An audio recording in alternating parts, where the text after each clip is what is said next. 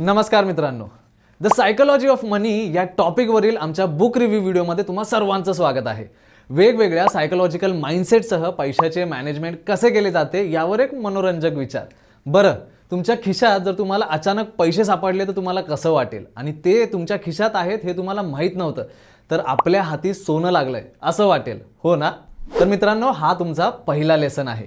पैसा हा केवळ कागदाचा तुकडा नाही, ती एक भावना आहे. यामुळे आपल्याला अनेक गोष्टींची जाणीव होऊ शकते, जसं की आनंद, स्ट्रेस, गिल्ट आणि काही वेळा थोडासा ड्रामाही. आम्ही असे काहीतरी सुरू करत आहोत जे केवळ तुम्ही तुमची बँक बॅलन्स कशी पाहता हेच नाही, तर तुम्हाला व्हॅल्यू आणि कदाचित हॅपीनेस आणि फुलफिलमेंट कशी समजते हे देखील बदलेल. तसेच आम्ही rich dad poor dad, think and grow rich या विषयांवर देखील बुक रिव्ह्यूज तयार केले आहेत. त्यामुळे तुम्ही इंटरेस्टेड असल्यास कृपया त्या व्हिडिओवर जा आणि तुम्हाला ते रिव्ह्यूज कशी वाटली ते आम्हाला नक्की कळवा. लिंक तुम्हाला वरील आय बटनमध्ये भेटेल. तसेच नॉलेज स्प्रेड करण्यासाठी शेअर बटन दाबा आणि चॅनललाही सबस्क्राईब करायला अजिबात विसरू नका. व्हिडिओ सुरू करूया.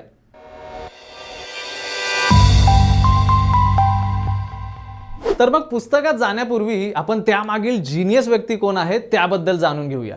ज्या माणसाने पैशावर हे माइंड ब्लोईंग इन्साइट्स लिहिले तो दुसरा कोणी नसून मॉर्गन हाउसेल आहे. मूळतः स्वीडनचा असणारा हाउसेल हा तुमचा टिपिकल इन्व्हेस्टर नाही. त्याच्या प्रवासामुळे तो द कोलॅबोरेटिव्ह फंडमध्ये भागीदार बनला आणि त्याने आपले विचार द मॉटली फूल आणि द वॉल स्ट्रीट जर्नल यासारख्या वेल रिस्पेक्टेड प्लॅटफॉर्म्सवर लिहून ठेवले आहेत.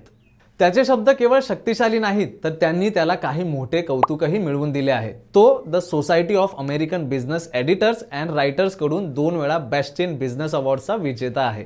न्यूयॉर्क टाइम्स सिडनी अवॉर्डचा विजेता आहे आणि त्याला 2दा डिस्टिंग्विश्ड बिझनेस अँड फायनान्शियल जर्नलिझमसाठी जेराल्ड लोब अवॉर्डसाठी निवडण्यात आले होते. Quite impressive, right? पण हाउसेलला युनिक बनवणारी गोष्ट म्हणजे त्याचा फायनान्सकडे असलेला अप्रोच. केवळ नंबर्स आणि पर्सेंटेजवर लक्ष केंद्रित करण्याऐवजी तो फायनान्स मागील ह्युमन बिहेवियरचा सखोल अभ्यास करतो. त्यामुळे द सायकोलॉजी ऑफ मनी हे काही फायनान्शियल एक्सपर्टचे पुस्तक नाही.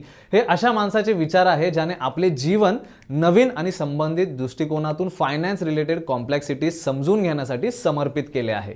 द सायकोलॉजी ऑफ मनी या बुकमध्ये इतर फायनान्स बुक्सपासून वेगळे काय आहे याचा कधी विचार केलाय का? मॉर्गन हाउसेल त्यांच्या पुस्तकात एक युनिक अप्रोच घेतो. आमच्यासोबत perfect return on investment robots म्हणून वागण्याऐवजी बहुतेक फायनान्स बुक दुर्लक्ष करतात अशी एक गोष्ट तो अक्नॉलेज करतो: आपली सायकोलॉजी. आपला विश्वास, पूर्वाग्रह आणि भावना ते सर्व आपल्या फायनान्शियल डिसिजन्समध्ये महत्त्वपूर्ण भूमिका बजावतात.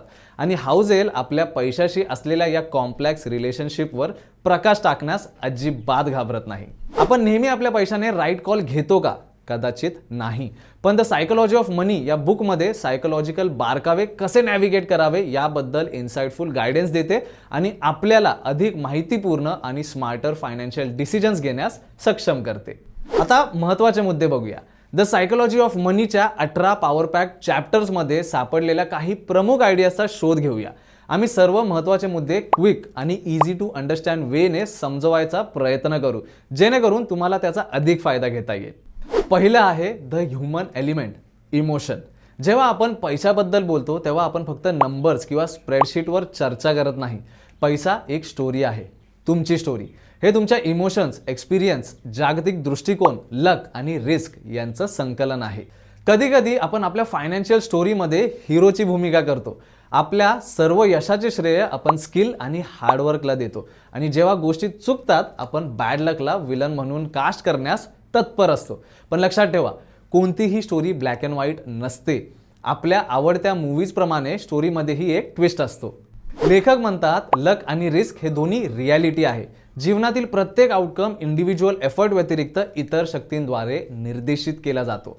ते इतके समान आहेत की आपण दुसऱ्याचा समान आदर केल्याशिवाय एकावर विश्वास ठेवू शकत नाही. ते दोन्ही घडतात कारण तुमच्या 100% ॲक्शन्सला तुमच्या 100% आउटकम्सवर हुकूम घालण्याची परवानगी अजिबात नसते. त्यानंतर क्लासिक मोड ट्रूप येतो. ज्याप्रमाणे कोणत्याही चित्रपटात हिरो काहीतरी मोठे करण्याची आकांक्षा बाळगतो, त्याचप्रमाणे आपल्या आयुष्यातही आपण नेहमीच अधिकचा पाठलाग करत असतो. लाखाची कमाई झाली की 2 लाख हवे असतात. बाईक घेतली की आता कार हवी असते. ही एक एंडलेस रेस आहे आणि गोल पोस्ट नेहमीच शिफ्ट होत राहतो. पण रिअल लेसन इथेच आहे. अधिकच्या शर्यतीत आपण अनेकदा खरोखर प्राइसलेस असलेल्या गोष्टी गमावण्याचा धोका पत्करतो, जसं की फ्रीडम, रेप्युटेशन, फॅमिली आणि हॅपीनेस. म्हणून तुमची पुरेशी व्याख्या करणे आणि तुमची स्वतःची शर्यत चालवणे महत्त्वाचे आहे, इतर कोणाचे नाही. कारण तिथे नेहमीच कोणीतरी श्रीमंत असेल, जसं हायर बॉक्स ऑफिस कलेक्शन असलेला कुठला तरी चित्रपट नेहमीच असतो. तर तुम्ही कोणते इन्साइट्स घेऊ शकता? तुमची फायनान्शियल जर्नी एक मूवी आहे असा विचार करा. तुम्ही डायरेक्टर आणि लीड ॲक्टर दोन्ही आहात, म्हणून निर्णय घेताना इमोशन्स, एक्सपिरियन्स, थोडेसे लक आणि रिस्क लक्षात ठेवा. दुसरं आहे wealth management, creation and preservation. आता तुम्हाला माहिती आहे की कंपाऊंडिंग तुमच्या पैशाला काय करते, बरोबर? इथे लेखक अंडरस्कोर करतात की Warren Buffett, the master of compounding, त्यांनी त्यांच्या $84.5 बिलियन संपत्तीपैकी $81.5 बिलियन त्यांच्या 65th वाढदिवसानंतर कमावले होते. रहस्य हे नाही की त्यांच्याकडे मॅजिकल मनी ट्री होते, परंतु हे आहे की त्यांनी बियाणे लवकर पेरले आणि कंपाऊंडिंगला त्यांची जादू करू दिली. पण वाढती संपत्ती हा कथेचा शेवट नाही. तिची देखभाल आणि संगोपन करणे तितकेच महत्त्वाचे आहे. इथेच श्रीमंत होणे आणि श्रीमंत राहणे ही कल्पना प्रत्यक्षात येते. हे फक्त जॅकपॉट हिट करण्याबद्दल नाही आहे, तर विनिंग्स मल्टिप्लाय करण्याबद्दल देखील आहे. एक थ्रिलिंग रोड ट्रिप म्हणून याचा विचार करूया. तुमच्याकडे तुमचे गुगल मॅप्स चालू आहे, डेस्टिनेशन सेट केलेलं आहे आणि तुम्ही सर्वजण रोडला हिट करायला एकदम एक्साइटेड आहात. पण अचानक एक रोड ब्लॉक येतो, तेव्हा काय कराल? मग तेव्हा तुम्ही फक्त एक वळसा शोधता आणि तुमचा प्रवास सुरू ठेवता, बरोबर? तुम्हाला तुमच्या फायनान्शियल जर्नीमध्ये हेच करायचं आहे. अगदी काही बाबतीत प्लॅन बी तुम्हाला रेडी ठेवावा लागेल. पुस्तक आपल्याला लॉंग टेल्सची ओळख करून देते. काही महत्त्वाचे क्षण तुमच्या संपूर्ण ट्रिपचे मुख्य आकर्षण कसे बनतात हे कधी लक्षात आलंय का? त्याचप्रमाणे फायनान्समध्ये काही मोठ्या घटना मेजॉरिटी आउटकम्सला आकार देऊ शकतात. तर इथे ॲक्शनेबल इन्साइट्स काय आहे? कंपाऊंडिंगची शक्ती आत्मसात करा. हे तुमच्या पैशाच्या झाडाचे संगोपन करण्यासारखे आहे. मग नेहमी प्लॅन बी तयार ठेवा आणि लक्षात ठेवा, आर्थिक खेळात तुम्हाला नेहमी षटकार मारावे लागत नाही. अगदी सिंगल्स पण काउंट केला जातो. म्हणून धीर धरा आणि कन्सिस्टंट डिसिजन्स घ्या आणि तुम्हाला तुमचे पैशाचे झाड लवकरच फुलताना दिसेल. तिसरं आहे द अनसीन वेल्थ, इनव्हिजिबिलिटी, पॅरेडॉक्स आणि रिस्पेक्ट. तुम्ही कधी अशा दिवसाचा विचार केलाय का जिथं तुम्ही अलार्म वाजल्याशिवाय उठला आहात? असा दिवस जिथे तुम्ही सनराईज पाहताना तुमच्या चहाचा आनंद घेऊ शकता, तुमच्या प्रियजनांसोबत वेळ घालवू शकता किंवा तुम्हाला नेहमी जोपासू इच्छित असलेल्या छंदात डुबकी मारू शकता. ही फ्रीडमची संकल्पना पुस्तकात हायलाईट केलेली आहे. लेखक म्हणतात, the ability to do what you want, when you want, with who you want, for as long as you want is priceless. हा सर्वात जास्त डिव्हिडंड देणारा पैसा आहे. हे तुमच्या वेळेवर आणि आयुष्यावर नियंत्रण मिळवण्याबद्दल आहे. हे तुमचे स्वतःचे रविवार दररोज तयार करण्याबद्दल आहे. मग ते प्राइसलेस नाही का? पण मला चुकीचे समजू नका. आलिशान कार किंवा हवेली असणे ही वाईट गोष्ट अजिबात नाही. पण मॅन इन द कार पॅरेडॉक्स लक्षात ठेवा. इमॅजिन करा, तुम्हाला एक माणूस फॅन्सी आलिशान कार चालवताना दिसत आहे. तुम्हाला पहिला विचार असा येईल की वाह, तो सक्सेसफुल असेल. परंतु लक्षात ठेवा, लोक सहसा संपत्ती आणि महागड्या वस्तूंना स्वतःचे गोल्स म्हणून पाहतात. त्यांच्यासाठी त्या पर्सनला ॲडमायर करणे अजिबात आवश्यक नसते. आता तुम्हीच विचार करा की तुम्ही फॅन्सी कार असलेली व्यक्ती व्हाल की त्याऐवजी दयाळूपणा, नम्रता आणि सहानुभूतीमुळे ज्याला प्रिय आणि आदर दिला जातो अशी व्यक्ती व्हाल.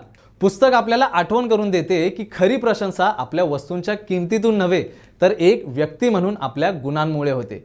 ती खरी संपत्ती आहे. आणि संपत्तीबद्दल बोलताना एक सामान्य गैरसमज दूर करूया. संपत्ती ती आहे जी तुम्हाला दिसत नाही. पॅराडॉक्सिकल साऊंड करते, हो ना? पण ते खरं आहे. तुम्ही चालवता ती कार, तुम्ही घातलेले डिझायनर कपडे किंवा तुम्ही घेत असलेली फर्स्ट क्लास फ्लाईट याबद्दल नाहीये. हे तुम्ही खर्च न केलेल्या पैशांबद्दल आहे, ज्या गोष्टी तुम्ही विकत न घेण्याचा निर्णय घेतला आहे. हे सेव्हिंग्स आणि फ्युचरमधील गरजांसाठी गुंतवलेले पैसे आहेत. शेवटी गुड ओल्ड कॅशचे महत्त्व विसरू नका. इन्व्हेस्टमेंटचे आकर्षण असूनही त्या अनप्रिडिक्टेबल डेजसाठी कॅश रिझर्व्ह असणे आवश्यक आहे. तर या पॉईंट्सवरून ॲक्शनेबल इन्साइट्स काय आहेत? फ्रीडमची तुमची समज रिडिफाईन करून परत एकदा सुरुवात करा. हे आपल्याला जीवनावर नियंत्रण ठेवण्याबद्दल आहे, महाग वस्तू ओन करण्याबद्दल अजिबात नाही. केवळ भौतिक संपत्ती मिळवण्यावर नव्हे, तर खरा आदर आणि प्रशंसा मिळवण्यावर गुण विकसित करण्यास लक्ष केंद्रित करा. लक्षात ठेवा की खरी संपत्ती इनव्हिजिबल आहे. ती तुमच्या बचत आणि गुंतवणुकीत आहे, तुमच्या करंट लाईफस्टाईलमध्ये अजिबात नाही. आणि शेवटी तुमची सेफ्टी नेट म्हणून कॅश रिझर्व्ह ठेवण्यास विसरू नका. चौथा आहे financial decision making, being reasonable over rational. पुस्तकात रॅशनल पेक्षा रिझनेबल निवडा असे म्हटले आहे. तर एक उदाहरण पाहूया. जोरेग नावाचा एक सायंटिस्ट होता जो सायकियाट्रिस्ट होता. त्याच्या लक्षात आले की जेव्हा आपल्याला ताप येतो तेव्हा तो आपल्या शरीराला इन्फेक्शनशी लढण्यास मदत करतो. मग त्याला वाटले की रोग बरे करण्यासाठी त्याचा उपयोग का करू नये. मग पर्पजली ताप आणून सिफिलिस नावाच्या मानसिक आजारावर उपचार करण्याचा त्याला मार्ग सापडला. त्याने इतके मोठे काम केले की त्यांना 1927 मध्ये मेडिसिन मधील नोबेल अवॉर्ड देण्यात आले. इतिहासातील तो एकमेव असा व्यक्ती आहे ज्याने अशा प्रकारे तापावर उपचार केला. विज्ञान सांगते की काही प्रकारांमध्ये ताप आपल्यासाठी चांगला असू शकतो, परंतु आपण स्वतःला ऑन पर्पज ताप आणू इच्छित आहोत का? कदाचित नाही. ताप अस्वस्थ आणि वेदनादायक असतो आणि कोणालाही असे वाटणे अजिबात आवडत नाही. इन्व्हेस्टमेंटमध्येही मित्रांनो असंच असतं. लक्षात ठेवा, आपण स्प्रेडशीट नाही, आपण ह्युमन बिंग आहोत. म्हणून रॅशनल होण्याचा प्रयत्न करण्यापेक्षा ते अधिक चांगले कार्य करते, म्हणून रिझनेबल राहण्याचं नेहमी लक्षात ठेवा. जसे जसे आपण भविष्यात पाऊल टाकतो आपण तेव्हा सरप्राइजेसची अपेक्षा नेहमी करतो. एखाद्या मूवीमधील अनपेक्षित ट्विस्ट प्रमाणे जीवनातील सरप्राइजेस आपल्याला आपल्या टोजवर ठेवतात आणि आपल्याला नवीन परिस्थितींशी जुळवून घ्यायला नेहमी शिकवतात. लक्षात ठेवा, भूतकाळातील सरप्राइजेसने आपल्या भविष्यातील शक्यता मर्यादित करू नये. जसे एक वाईट चित्रपट एखाद्या अभिनेत्याचे करिअरची व्याख्या करू शकत नाही. आपल्या फायनान्शियल जर्नीमध्ये काही गोष्टी नियोजित गोष्टींप्रमाणे होणार नाही, म्हणून ह्यासाठी आपल्याला काही जागा नेहमी सोडाव्या लागतील.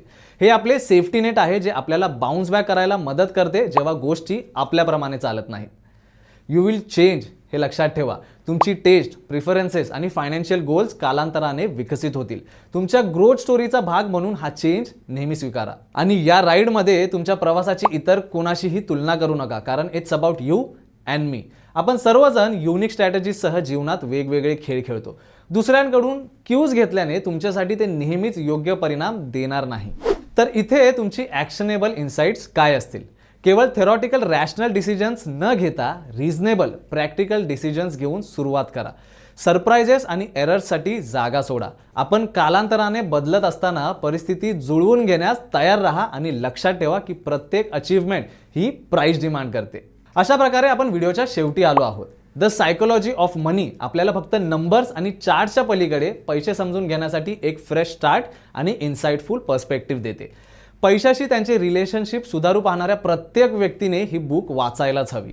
जर तुम्हाला हा रिव्ह्यू आवडला असेल आणि तुम्हाला ते युजफुल वाटला असेल तर लाईक करा आणि तुमच्या मित्रांसह ही व्हिडिओ नक्की शेअर करा.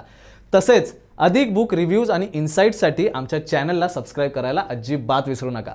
धन्यवाद.